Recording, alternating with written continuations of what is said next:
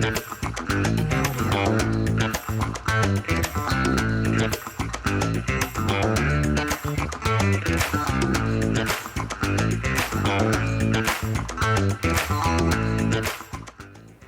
EVTV viewers, and today we're gonna talking about the electrical cars, like recent news, and also what happens in the shop recently in the last 4 weeks.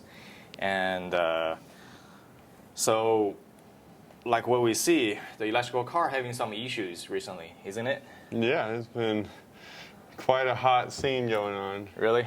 Yeah. So is the Chevy both having some news?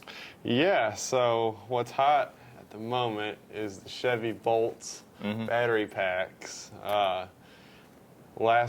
In this last week, Chevy has issued their third recall on the Chevy Bolt for battery fires. Third recall. And this is kind of a big deal because a lot of companies, will have sometimes second recalls and things. This is the third one. Yeah, not one, not two, but three. Yeah, it's the third time on something that's really not much of a minor issue. Is like a roof rail falling off or something, some kind of squeak or MVH problem, but battery fires, which is not safe.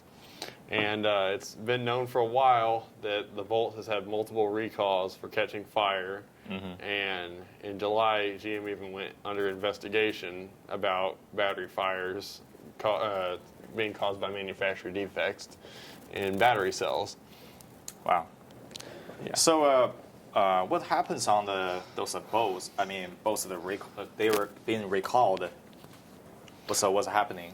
So at the moment, when a bolt goes in for a recall, there is a software fix for the vehicle where the vehicle does not get to charge above 90%. So you lose that little bit of range there, but it's supposed to be so that the battery does not overcharge. 90%? Yeah. That's interesting. And GM is replacing the battery modules in the cars if they're just not savable. And the other thing that's kind of going on with the recalled bolts are a lot of buybacks. And some people actually are having problems where the dealership or GM will just not buy back the car. But overall, there's a ton of buybacks right now, and GM is offering insane money for some of the cars, like double blue book value on stuff and almost the price of brand new bolts. So, can you prevent your boat, I mean the Chevy boats, from catching on fires? You can try to prevent it. Try to prevent it? Yeah. GM gives you a couple parameters that will help you prevent the fire. And for example, one of them is the not charging over 90%. Okay. And that's, it's a big problem when a car doesn't have an exceptional range to begin with, is losing some range. That's true. And another thing is you don't actually let your vehicle go below 70%, or not 70%, but 70 miles of range left on your stuff.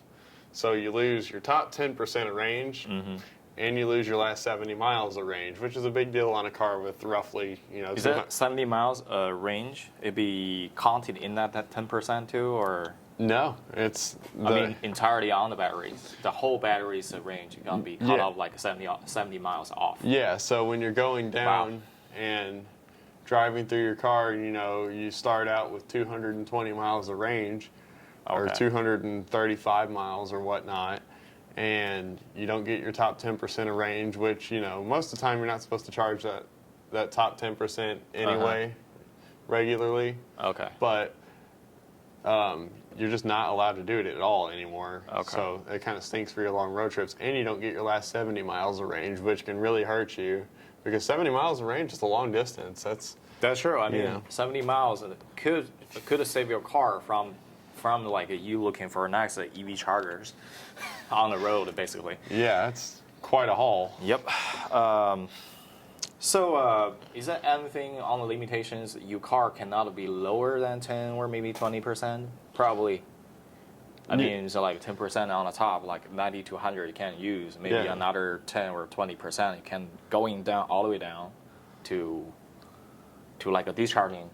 If like a battery go too low and the battery could be damaged Yeah, entirely. that's why they don't So- let you use your last 70 miles of range, so it's not discharged too much. Wow, that's so sad for the EV. I mean, the Chevy both owners. Yeah. That's for sure. You're also not allowed to park the car inside, which kind of stinks because most EV owners charge their electric cars in their garage. But because the software fix that GM does for your vehicle, you know, isn't 100% known to be the fix yet. Okay. Which we found out more recently it's not. So how has it affected the GM so far by the recalls, basically? During Q2, GM had just spent $800 million on just the Bolt recall alone. 800 million. Ugh. But in the last week, when GM issued their third recall, which affected every single Chevy Bolt that's been made, that total has been brought up from $800 million, which is already an insane amount of money, to $1.8 billion, which is actually more than it cost GM for the Takata airbag recall. Wow. That's a lot, for sure. And each bolt affected is roughly $11,500 per car, just in that recall. And at the time, earlier this week, that affected 73,000 cars. But GM has upped and said that there is 142,000 cars with defective batteries. Oh my God. Which is insane. That's why every one of them are recalled now, because earlier on it was the 2017s to 2019s. That's true. And now all the way up to 2022 can have the issues. 2020 and 2021's version. Oh, wow. And one of the problems is GM is not using their Ultim batteries in these bolts yet. They're using batteries supplied from LG. And there's been manufacturer defects in those. And so there's been roughly 10 cars recently, because before they were blaming bad cells. And there's been 10 fires traced back to anode tabs being broken and folded separators causing shorts. Ooh, that's really dangerous. So anything happens on the GM stocks? Or? They fell a little bit, and they're kind of picking back up a little bit where they were. But they when the first press release on this third recall happened, it tanked a little bit. So any details about it, like a Bose, those car gonna be recalled, and then what's the Bose owner gonna do? They need to show up in the dealers, I guess. Yeah. So when bolts show up at a dealership, a technician will measure your module voltage. Okay. And are allowed 0.8 volt variant or 0.8 volt variant. Okay. Yeah. And if the car fits within that software or fits within that voltage variance, it's got a software flash that gets completed. And after it's supposed to tighten up the parameters in the BMS and make sure that everything's monitored. And if there's a cell that doesn't match that voltage, then variance. Yeah, Okay. and that variance, they have to charge it up to fit within that variance. And once it fits in that variance, then they complete the software flash, and the car is good to go. If it's not able to be charged because it's too low, that's when modules need to start being replaced. Wow. But at the moment, you have to buy the non-defective batteries from GM. They don't have a new style system yet. You just buy new battery modules. Okay. The recall is supposed to take 1.2 hours to diagnose and measure all your modules and do the It's a lot software of work flash. for the GM. Yeah, it's a lot. Wow. And, with all the modules and batteries and damages that are being replaced, that's why it's roughly $11,500 per vehicle, which is a big deal when you got it is. 140,000 vehicles having problems. Yeah. But the we spoke with a dealer. I don't want to disclose who. But when you ask about how long it takes for the batteries to be replaced or the modules to be refurbished, because that's another option, they don't really have a time estimate on when it's going to be done, so you don't know how soon you're going to be able to buy your vehicle back. But the other thing that we're having a big issue with is because of these large buybacks and incentives to get these vehicles on the road, some dealers are fixing these vehicles and, running through, measuring the modules. They look fine, and there's, the software fixes it, and there's nothing wrong with it, and they go back on the lot. And a local dealership has 5 of them on the lot, which is a big deal for a car that all of them have buyback stickers on them. Wow. As, as a regular people, and, people that aren't as informed and savvy on that could end up in those cars, and if they're not fixed, could have fire. Yeah, that's after true. charging vehicles, and that'd be horrible for someone's first EV entrance. Because the vehicles are only about $20,000, and that's really cheap for an EV. So that's the price, like how much the car worth so far. Yeah, you can buy one of these for about $20,000, which looks great for an EV that would have 230 miles, but it doesn't have 230 miles since you can't charge your top 10%. Yeah. And you're losing your last 70 miles of range too. So should you jump on one, Ziggy? For me, I don't think it's a good time for me yet. So I'll consider about it if I have another car driving daily and then waiting for this recall done, and then the battery is good, probably I can get one. But I'm not sure as a guessing, but I'm not really want to get it for sure. Yeah. Because since this car recalls 3 times, that means this car's battery absolutely having some serious thing not really figured out. Yeah. So still like a hazard for owners. Yeah, you don't know. When it comes to recalls, you don't normally go by 3rd time's the charm or nothing. Absolutely like not. That. That's true. And is a GM gonna make us something new on the batteries, or maybe? So GM on a lot of their newer vehicles are going to use the Ultim batteries, and like the Hummer is going to have the Ultim battery, and the talks of the EV Silverado and vehicles like that are going to have the Ultim packs, but the Bolt will not get the Ultim packs through its entire run through 2024 if they still do that, which, this is a lot of money getting cost by a model. Things could change. It might not last till 2024. Yeah. But originally the problem with these is Chevys. The battery fires were only supposed to affect the 2017 through 19. Yeah, only. In the last 2 recalls. Yeah. But the 3rd recall but the 3rd one is where GM had to retract their statement and saying in rare cases the torn anode tab on the batteries and the folded separator can lead to battery fires when they short out together. I see. So that's why it went from 70,000 vehicles to 142,000 vehicles. Wow. So I was also thinking, what's the case really causing the GM to start the 3rd recalls? I saw it was a case happens some of these Chevy boats was catching fire. Yeah. So one of the notable things about after the 2nd recall, which happened in June or July, there was a lady in Chandler, Arizona, that was a big headline.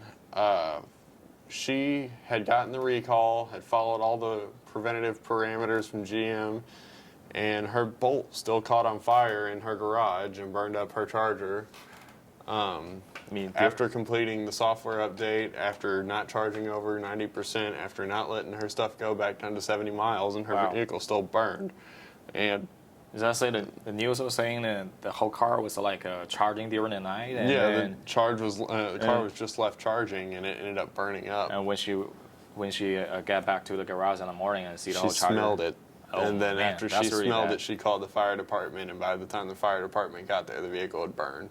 Wow, that's really dangerous for sure. Yeah, it's not good publicity after recall. If the car catching fire, I don't think people really want to get it. That's for sure. So, no, it's a big problem. It is. It's a very, very serious problem so far. Battery for the car, that's the power source. And if the S car doesn't catching fire by the oil tank, so that means it's safe. If the battery, like a EV car's battery not catching fire, so that means the electric car is good enough. So if the electric car's battery having issues, I mean catching fire, like a Chevy Bolt getting 3 recalls, and hopefully they will figure out this whole issues like through this third recall. Hopefully this gonna be the last recall too. You would hope. Yeah. So yeah, cross the fingers. Okay. So is that any other like auto company using the similar batteries like what Chevy both using? So originally, Chevy and Hyundai both had recalls for battery fires this year, and the Hyundai Kona and the Hyundai Ioniq are using batteries also supplied by LG, who supplies the Bolt batteries. And although they've both had battery fires, they've been for different causes. With the Hyundai, the reason why we're kind of talking about GM on this a little more than we are Hyundai is Hyundai switched their supplier to SK, who was used by Kia. Kia owns Hyundai, and so it was a lot easier for them to just switch over suppliers. So that way they could rid of the battery faults, because SK has been wonderful to Kia, and there's not been battery fires on the Niro, which we drove in the last video. Wow. And after the most recent debacle with the Bolt fires and the third recall, LG stocks fell 11% in a singular day, with August 23rd. Wow. Which is, that's kind of substantial. So the reason we're picking on Chevy is because there's been plenty other EVs having issues. We know that, the Mach-E had the issue with the deep sleep mode, but in the Porsche Taycan has had issues with brakes, and other, other EVs have had issues. Tesla's, had a couple issues here and there with, autopilot and fires and stuff like that. But the big thing, and why we're kind of picking on Chevy about this, is because this is the third recall, which is absolutely unacceptable in any case, but especially big cases for something like battery fires. That's true. Where that's not safe and expensive and can, do much more than just make you lose your car. Yep. Is that a Chevy actually they stopped their production or something else? Yeah, so this week Chevy actually stopped production of the Bolt due to the chip shortage, which I'm sure the chip shortage is a big reason of that, but it makes you wonder if the reason that they cut the Bolt over another model of vehicle is because of the amount of issues and fires, and it's just the easiest one to kind of put at halt at the moment, so that entire factory is not producing anything. Yeah.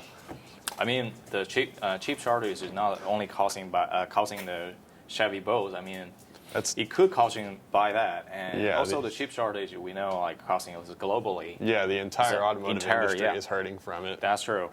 Also, I know in China, I know some I have some friends in China, and they were working in a Chinese company. They were using a STM32, and for their program and projects, and then right now they're switching from STM32 to ESP32 because the ESP32 is way cheaper and having the much more abundant stocks. So that's really interesting for the chip shortage. Although I believe the chip shortage also causing by the pandemic. I do believe they have some connections.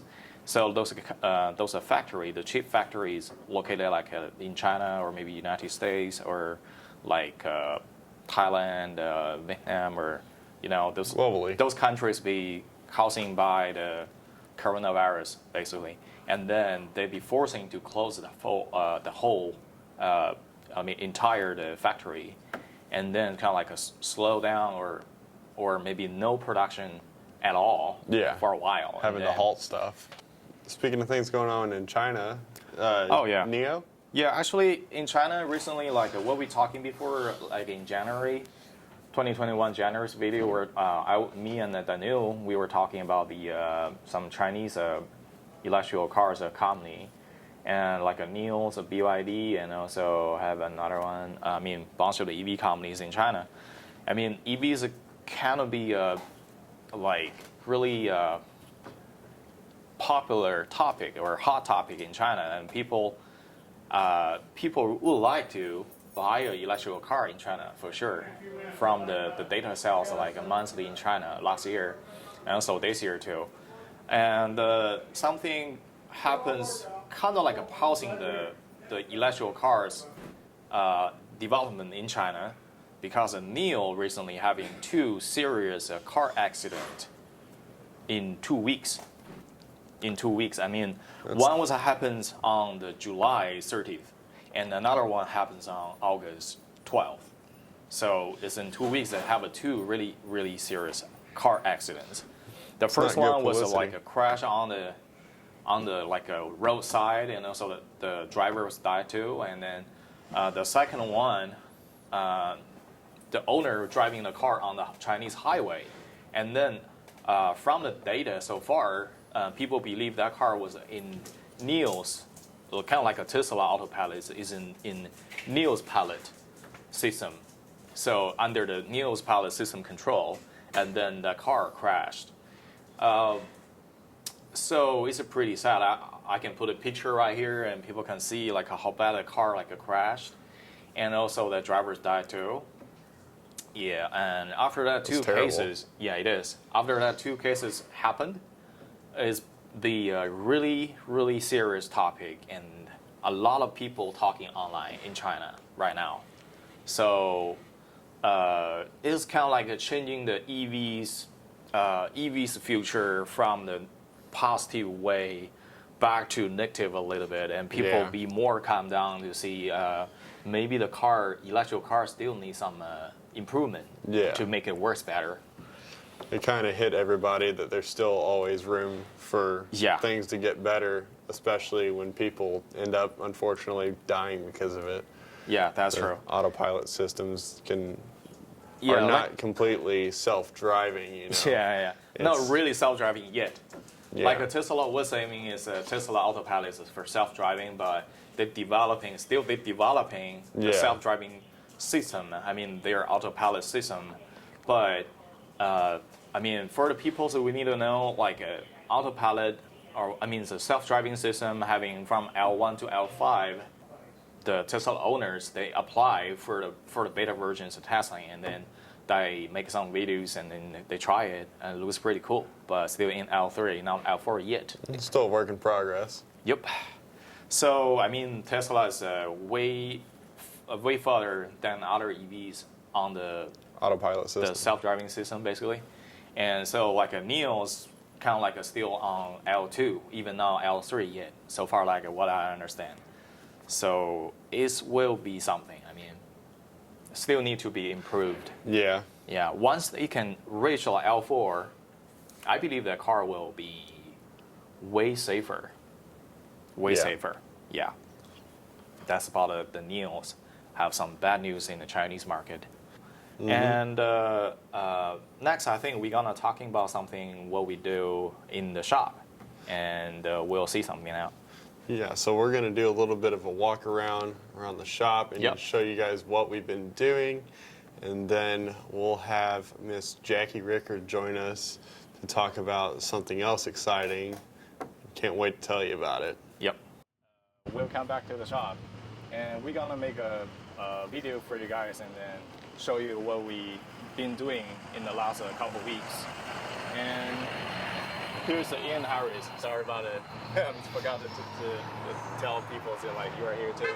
And then we're gonna show you something like we showed out our second Model 3 full pack batteries and with the yellow rack. And right now it's packed up already, and for the customers, we're gonna ship it out today.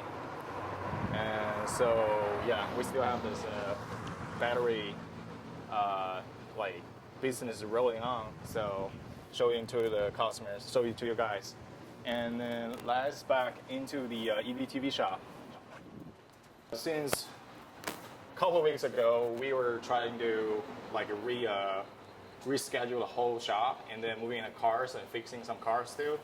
And we'll see we have the Nash rolling out, and also we have another car body rolling out too. And also we have the solar trailer right now in the corner. The new inverter is still there, and then we are still doing some testing, but it's been busy, so like all hands on. And then we'll release some details maybe in next video about the new inverters, like charging in 240s and also charging and discharging. We'll give in some details. And let's rolling to the other side. The yellow thing had, we thought was one coolant leak, but actually two, out of the seals for the reservoirs. Mm-hmm. So we got new tanks with new seals and caps on them, and went through and got those replaced. So the seals are no longer leaking on the caps or anything. It's all good. Yep. Works great. Turns on. It's functional. Mm-hmm. Great shape. Yep, no leaking at all. So the car is back to life. So yep, we runs ran pretty it good. And nothing leaks or drops. It's great. Yep, it's fixing.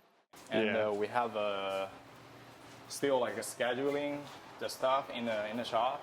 We have the Jackson bolt right here, kind of like a parking right here, but we will move it out too. And we're still doing testings and packaging, basically, and then we do the R&D. So far, so good. Yeah, we got a little bit of cleaning up and putting together to do, but it's part of a revamp, and we're ready to. Yeah, I also remember Jack was talking about the lights of the refrigerator, and finally that one fixed. I think Jack will be happy with it. So just show you guys what's looking good right now. And so this area not really changing anything. We're still working on this for our V2 setup, assemblies and Model 3 assemblies too. Let's go in. For this part, for our shippings and packaging, so we're not really changed too much. And so after here, and we're gonna turn to the left and go into the showroom. Yeah, we have this one too. Jack's favorite right here, just like oils. And now we back to the showrooms, and we can see it's super clean right now. I mean, Ian did a lot of things for the cleaning, and we moved some cars. We put the Kamagia and the yellow Mini Cooper back in the shop, and kind of like as a show cars too, with the other Porsche side by side. And then the Porsche, the Spider, still needs some work on it because the battery having the issues. So we will try to get new batteries and then fix that car for sure. Get it back on the road. Yep. Start revamping some of these projects is one of our other goals. Since we got the thing fixed, we're going to be working on the Spider, and we're in the progress of getting the Tacoma fixed as well. Yeah, but we'll see. But Tacoma have some new issues too, and we probably will try to fix that one too. And then when's it good, and we will show it to the next video maybe. Yeah. Yeah. I will let it run and show you guys.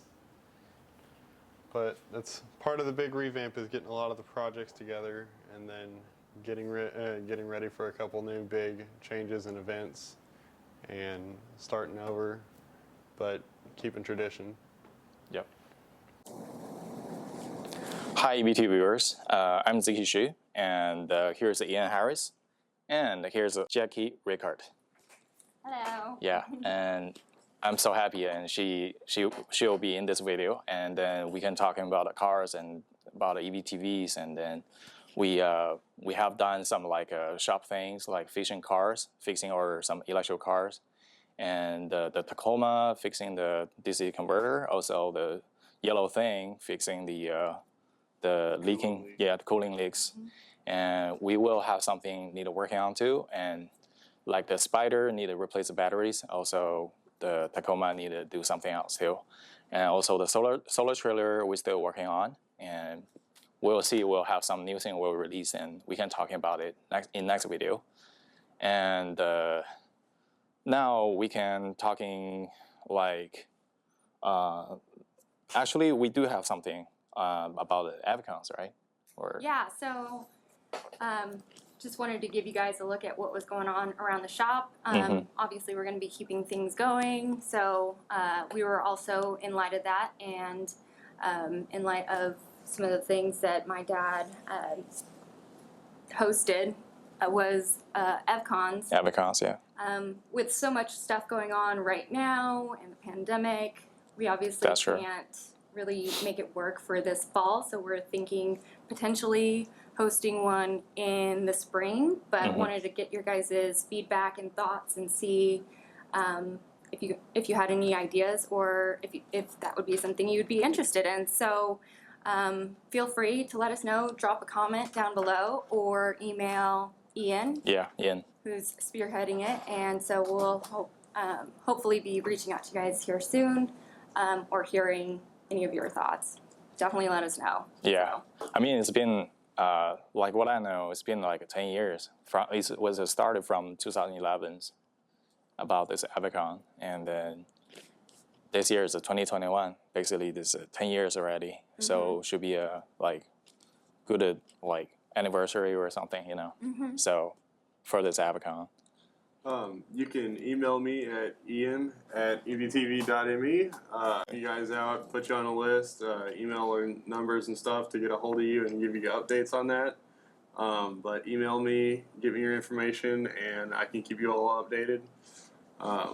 And any kind of suggestions or help we can get or info would be appreciated for it. Yeah. That sounds good. Not a for sure thing yet, just a little caveat, but it is something that we would like to try to do. So any input or thoughts you guys have definitely would be appreciated for sure. Yeah, that's true. So in case you guys were wondering why we didn't post on Friday like we normally do, Yeah. we decided to hold off in honor of my dad because 1 year anniversary from the date he passed. That's true.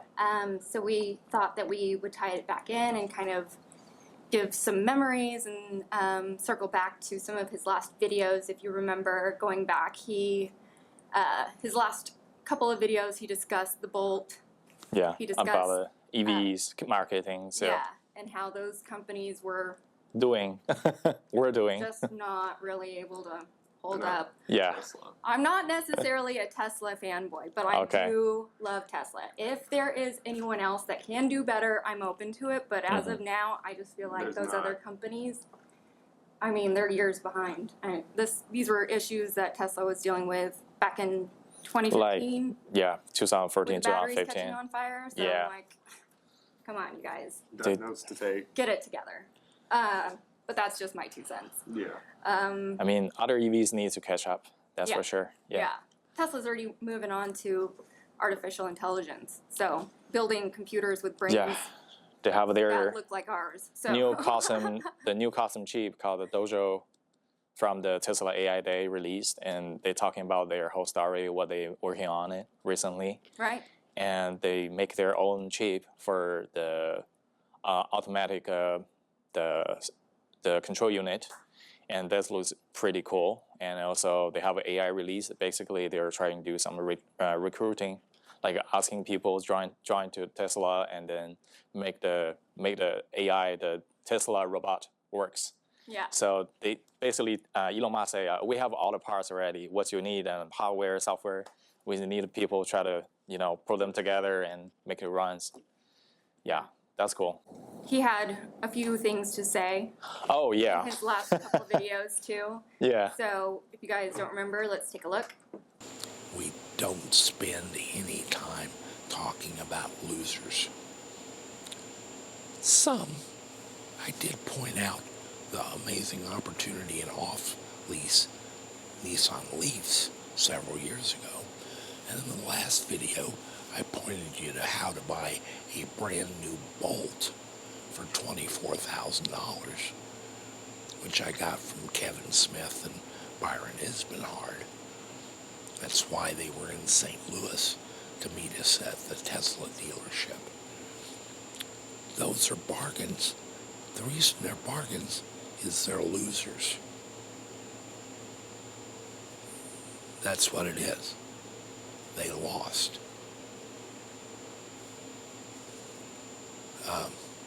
It's a waste of time for me to opine on why companies are losers.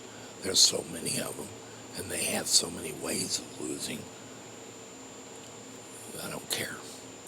So over the years, we've kind of gradually gone from a wide coverage of all EV entries down to Tesla. I didn't do that. Tesla did. They did. If you want a cheap electric car company, look at Ford. They're going to do an electric Ford F-150, and they're $6.50 a share.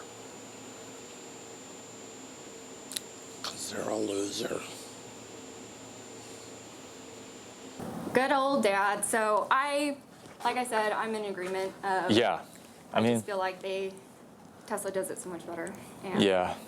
I do believe Tesla is still, Tesla's still leading whole marketing. So, right. yeah. Well, they don't even do any marketing. Their marketing is No. just word of mouth. Yeah. Which is brilliant. They put the money into product development and innovation Productions. instead of trying to cut corners Yeah.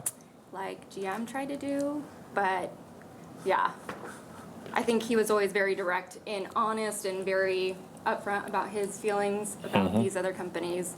And he always nailed it kind of on the head. So we just thought we would circle back to some of his last comments on that, given that it is his anniversary of being past 1 year. Yeah. I don't know. What was some of your favorite memories or experiences or impressions, I guess?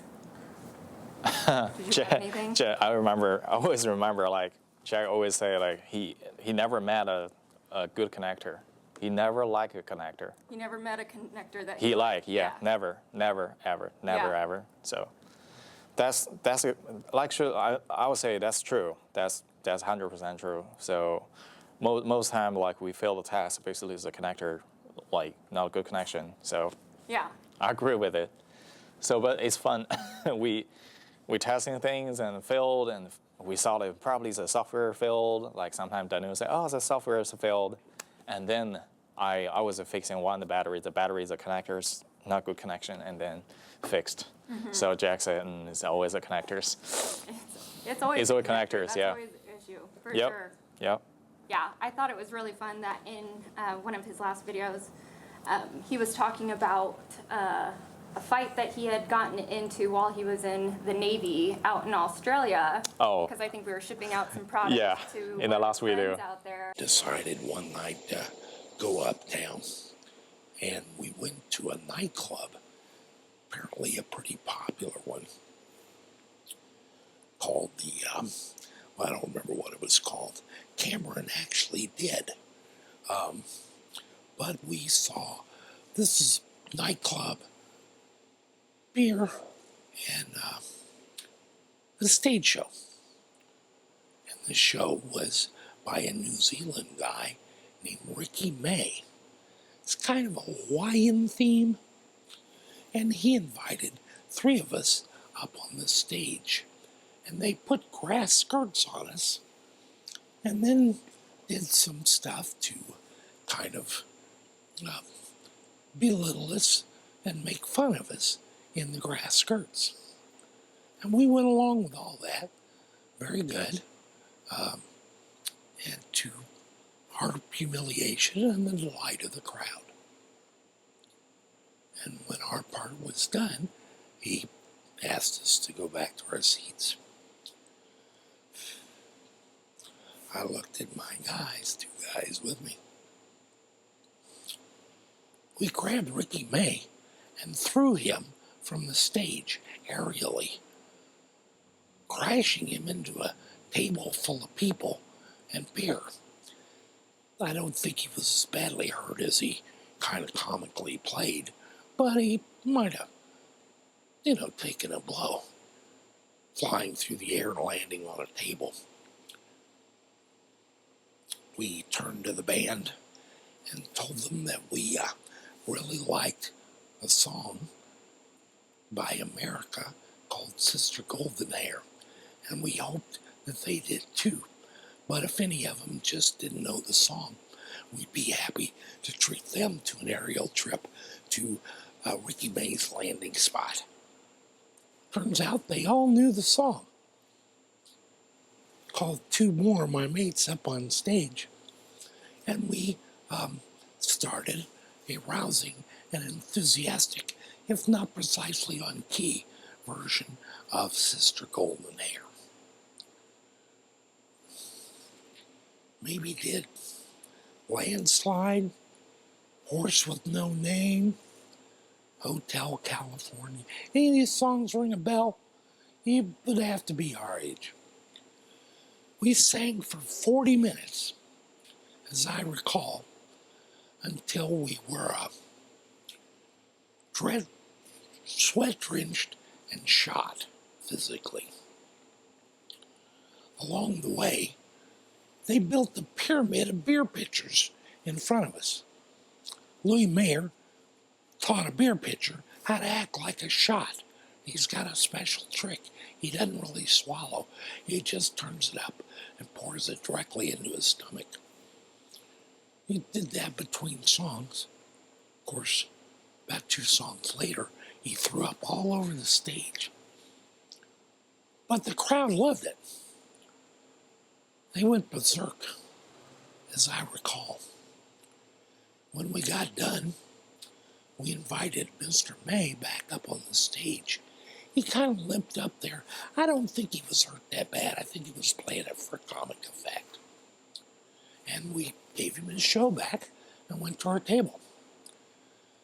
And again, we were just buried. They must have sent 100 pitchers of beer to our table. There was no place to put them. It was a good night. It reminded me of a story that he had told me, kind of similar to that, where he had earned the nickname among his friends. Oh, okay. And among his shipmates of Recon. Recon. Because he had gone into a bar, and I guess there was a gentleman next to him that was being quite rude to the lady he was there with. Okay. And she ended up getting pretty upset.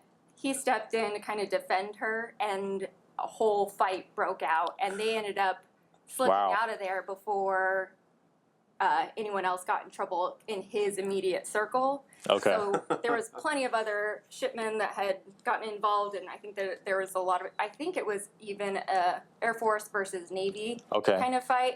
Just the whole bar broke out, and they were able to slip out. So I think that had somehow earned him the nickname Recon. So funny little tidbit of information is that's how I had him. Yeah, remember. My phone was Recon Rochambeau. So anytime he called, because that was his nickname when he was in the service, and I just loved that story. And I hadn't heard the other one that he had shared until he shared it in that video. So I thought that was hilarious with the whole dance. That's interesting. I mean, I was shocked when Jack was talking this story. When I was filming back to the day, I was a camera guy. I tried to film him for the whole video. I was thinking, oh, you were being the Australian fighting. Fighting with a guy on a stage. I was like, that's interesting. Yeah, he was a little bit known for that, but that's interesting. And also Jack is talking about the EVs marketing, so about the Chevy Bulls and F-150. They, Jack not really like to talking about those companies for some reason. But the reason is that they're not really do too much. They're just trying. Behind. That's true. That's true. Can't talk Quite frankly, he said they were losers. Yeah. And I agree. It's because they were losers. Yeah. So, just my opinion, but obviously his as well. And we shared that. It's true. It's true. I know you guys, like some of the look and feel of some of these new cars. They're still just the layout and stuff like Teslas, that. Though. But for me, it's just like, Yeah. Tesla. They're just trying to be Tesla. So Tesla's still the best for now. That's for sure. Stock market shows. Yeah. Absolutely. That is true. Yeah. Nobody ever made all that money off Ford stocks. Yeah. Good point.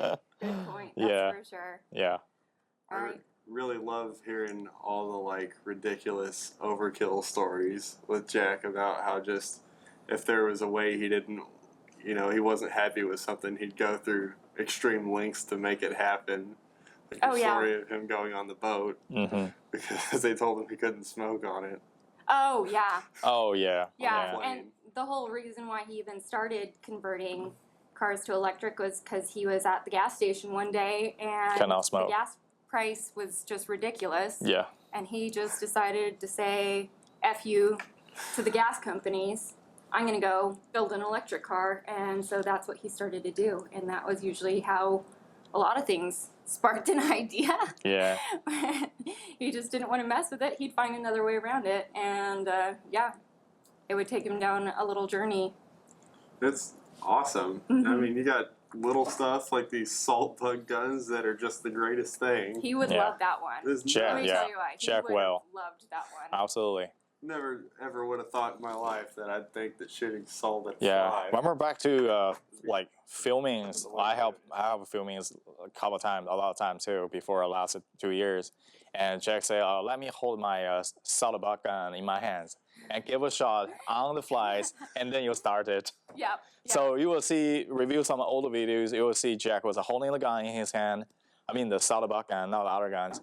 And then he shoot shoot on the flies and say, "Hey guys, back to the videos and let's talk about something like, kind of like make something for fun." And then we had for the those beginnings things everywhere, and now they've released this new pistol, and it is just, it literally smokes them, blows them to smithereens. Like they just vanish. It's awesome. It's definitely their best gun yet. My favorite for sure. So it's my favorite too. Assault fans, because it's just, there's nothing more annoying to me. And I've been saying that for a while, that they should come out with like a pistol that you can carry around with you, so that when you're out at a park or a restaurant, although that might be a little bit alarming to bust that out, but it's literally just to kill the flies. That's awesome though. I remember when we were eating food together in the lunch table, and then Jack was killing the flies, and then the salad was going into and then the news like a bowl, like we eating food and goes into our lunchbox, and then Jack said, "Don't worry, just make it more flavor for you guys." Yeah, it's just a little seasoning. That's true. That's food. That's awesome. Better than bug guts everywhere when you splatter them with the fly swatter. And it's just smeared, and you have to spend all this time trying to clean it up, or it's just a lot more messy than when you have a bug assault gun. So that was, I actually sent one to one of my friends recently out in Minnesota, because they have a ton of flies out there, and he was just like, "This is amazing. This is like a game changer." And I'm like, "Yep." So that was another little legacy from good old Dad. By the way, guys, we have something really cool, like from just some old stuff, and then we find it. And I basically said Jackie found it. Yeah. So speaking of how it all started, this is one of the very few actual hard copy editions of Boardwatch magazine that I have found or seen in quite some time. So it's quite a little treasure. This one was from the May of 1996 edition. And so they're pretty hard to come by nowadays, but it just brings you back to where it all started. It's a really good copy. Yeah, and also found the actual original work of art that Miss Marla, his graphic designer, drew for him, that he's used in quite a bit of his profiles. Profile of the YouTube channel. Yeah. For a while, for a long time, basically. It's, it's quite easy to say that it was one of his favorites, and she sent it along with this letter. I hope you don't mind if I read it, Marla. Hello, Jack. I found your drawing. I thought you might also enjoy having the other, probably one of a layered memorabilia. Good things. Finally cleaned out that studio closet. As I've told you before, the Boardwatch experience meant a great deal to me, and so do you. I hope you're doing well. Love, Marla. So, thank you. Yeah, good memories. That was a special time in his life, and so was EVTV. So we just wanted to share that. Yeah. Also, like Jack was using that same profile on the pages. Yeah. It's right here. It's kind of hard to see. On top. It's pretty. Sorry, my bad. It's on the top right there. We probably will put a picture over there and people can see clearly. It's really cool. I mean, I was surprised, so it is awesome. I remember Jack was one time I was asking Jack, do you know Elon Musk? And then Jack kind of say, yeah, I know him. And then Jack say, I do think like he know me too. I say, how Elon Musk know you? And Jack say, you know what? Back to the days when he had this Broadwatch magazine, and he saw one subscriber named called Elon Musk. So Jack said Elon Musk was one of my magazine subscribers. So that's really, really cool. Oh man. I would say it's super cool. It would have been so It's cool a super to get, cool, man. to get them together for an interview too. Yeah. I know he did one with Sandy Monroe, but I was really pulling for that, and I think there was a lot of people online too Yeah. that had been trying to call it out to him. It would have been so cool to see. But yeah, I think you were saying about when you first came into the shop too. Yeah, it was just one of the things that was really cool when I first got here.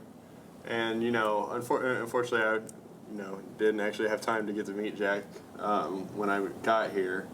But, me and my friends would always come down here to Cape, and we'd see the shop and be like, me being a big car buff, I see these, 50s Porsches in the window and come in here, and it's like, you walk in the shop, and it's really you just got to be here kind of thing to experience it, because it's wonderful seeing just how all kinds of cool projects live up to what you expect them to be, and what a hobby this place is to him, and just the amount of expression and passion in the place.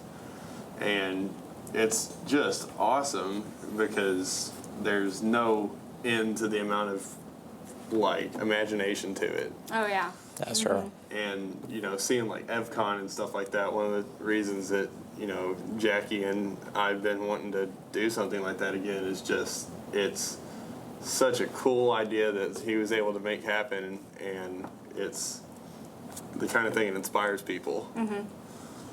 Definitely. Yeah. So yeah, that's a good one. All right. Well, until next time, we'll have more to come soon, so stick with us. Stay with us. Bye. Thank you.